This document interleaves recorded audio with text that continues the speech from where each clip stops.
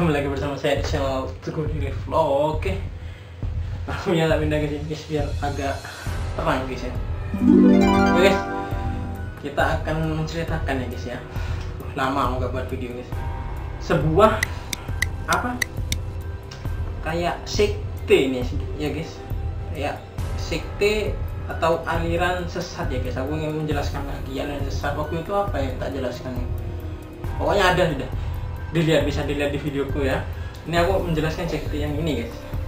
Ini adalah sekte keluarga internasional ya guys ya, atau yang disebut dengan sekte The Family International, atau istilahnya juga The Children of God guys. Sekte yang dipenuhi oleh kasus pelecehan seksual guys. Nah, asal-usul sekte ini dari mana guys? Ini aku jelasin. Children of God yang belakangan dikenal sebagai Family of Loves, keluarga, dan ini keluarga internasional adalah sebuah gerakan agama baru yang dimulai pada tahun 1968 guys, di Huntington Beach, California, Amerika Serikat. Dan ini adalah bagian dari Jesus Movement pada akhir tahun 1960-an guys. Jadi sudah dulu ya guys ya sekte ini ya guys. Dan pendirinya ini adalah David Berg dan didirikan pada tahun 1968 guys. Dan aku langsung mulai ceritanya guys. Nah, sekte ini terkenal pada awalnya sebagai kelompok religius yang menyebarkan nilai-nilai kebebasan dan cinta guys. Mungkin pertama membangun sekte ini, orang yang membangun sekte ini si David Berg ini ya guys ya. Mungkin gak itu loh, maksudnya sektenya tuh tidak menyimpang gitu loh, mau menyebarkan nilai-nilai kebebasan dan cinta guys. Dan akan tetapi ya guys ya, terdapat beberapa masalah dalam nilai tersebut guys. Dan menurut pemujaan ya guys ya, menurut kalau sholat ya guys ya, sembahannya sana, Tuhan adalah cinta dan cinta adalah seks. Jadi anggota diberitahu bahwa tidak apa-apa berhubungan seks dengan anak-anak dan anggota keluarga mereka sendiri.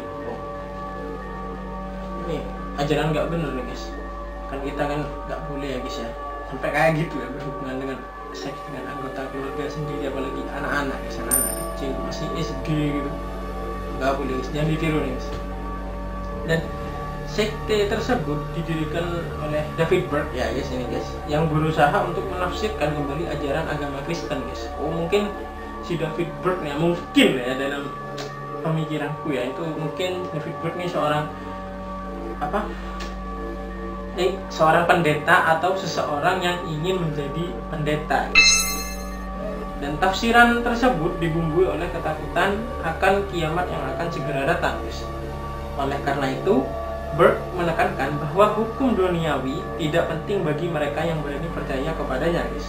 Dan pada satu titik, organisasi ini membanggakan keanggotaan global sebanyak 25.000 orang dengan hampir 15.000 diantaranya adalah anak-anak guys. Jadi pengikutnya sudah banyak gitu. Mungkin dari mancanegara guys, atau belahan dunia lainnya ini banyak banget. Dan seluruh dunia nih guys ya, secara global ya guys ya, sebanyak 25.000 orang guys. Bayangin guys. Itu tuh ada sekte apa lagi yo? Apa gitu, nanti tak jelasin sekte dari Vietnam apa dari mana gitu guys. Sektenya pokoknya kayak gak jelas juga lah. Nanti aku jelasin juga guys. Dan 15.000 diantaranya ini adalah anak-anak guys yang ikut guys. Dibujuki apa anak-anak guys?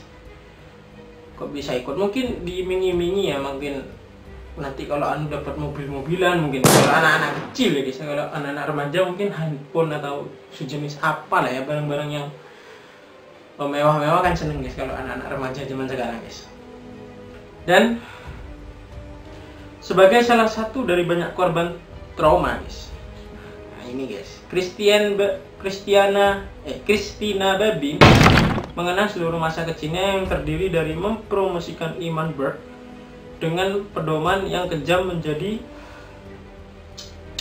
satu-satunya hal yang konstan dalam kehidupan traumatisnya guys. Jadi si Christina Babin ini mungkin disuruh mempromosikan hal yang tidak benar oleh si Berg ini guys, sehingga dia trauma guys.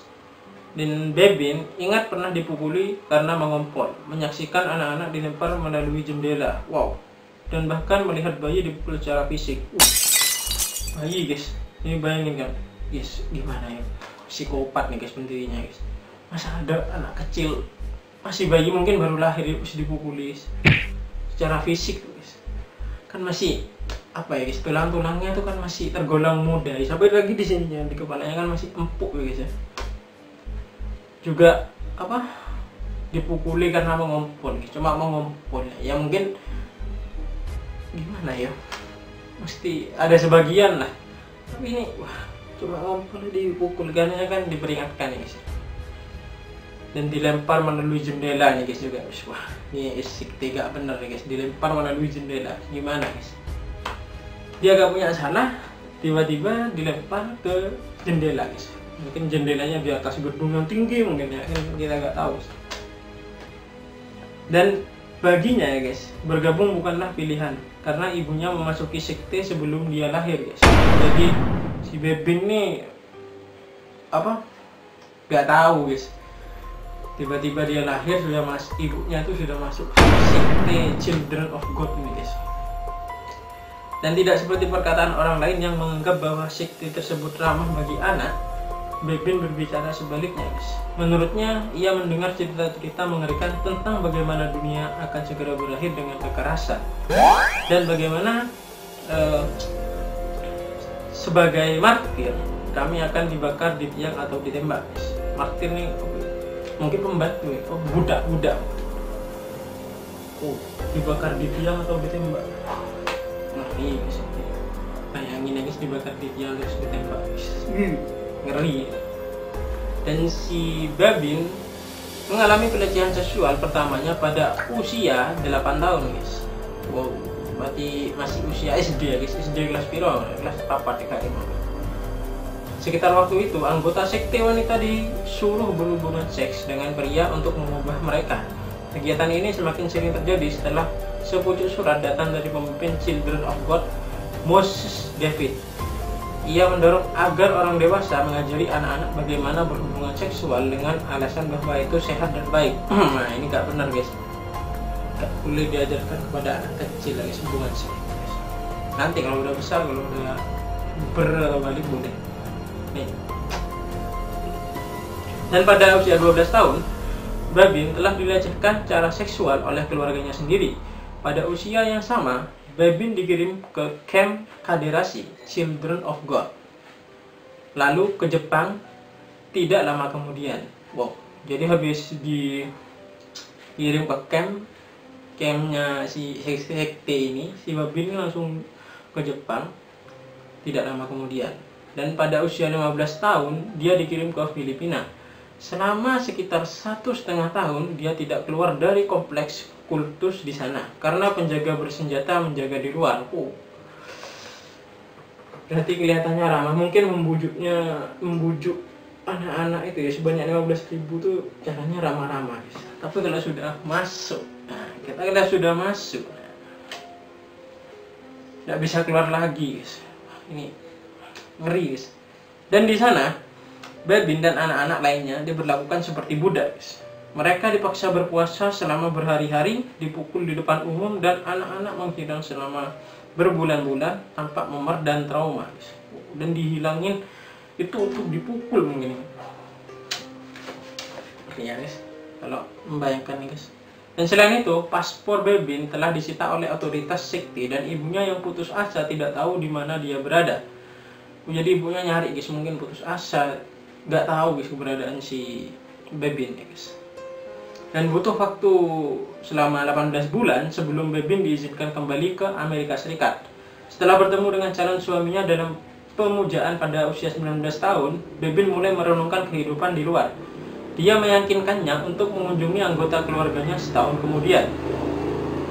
Dan pada saat dia berusia 21 tahun, dia akhirnya mengumpulkan keberanian untuk pergi guys. Jadi dia tuh 19 tahun masih ikut-ikut gitu ya guys. Mungkin sudah direncanakan ya guys sama si Bebin untuk kabur pada umur 21 tahun guys. Dan dia mungkin kabur ya guys dari sekte tersebut ini guys, dari sekte ini.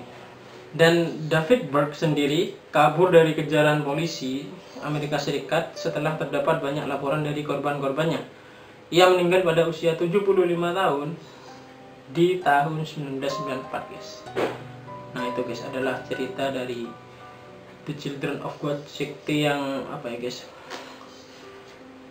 terlihat damai keluarga, kayak keluarga gitu, menyebarkan ajaran-ajaran dan nilai-nilai yang baik. Dan ternyata setelah masuk sekte tersebut itu dipenuhi oleh kasus pelecehan seksual dan penyiksaan secara fisik juga. Nah, di sini kita belajar guys bahwa kalau diajak orang gitu guys, kalau misalnya kita diajak orang maupun masuk ini, misalnya kamu masuk sekte ini misalnya, nanti kamu dapat iPhone misalnya, iPhone yang terbaru sekarang apa guys, iPhone 14 lah ya, iPhone 14 Pro Max lah misalnya, kamu nanti dapat ini, wah enak kamu bisa main game ya. Kan kalau anak-anak mungkin umur ya 8 nggak tahu HP lah, umur 14 16 kan harus tahu lah, wah enak juga ya. Akhirnya setelah masuk terjebak di sana guys, mau keluar nggak bisa kan, nggak tahu gitu guys.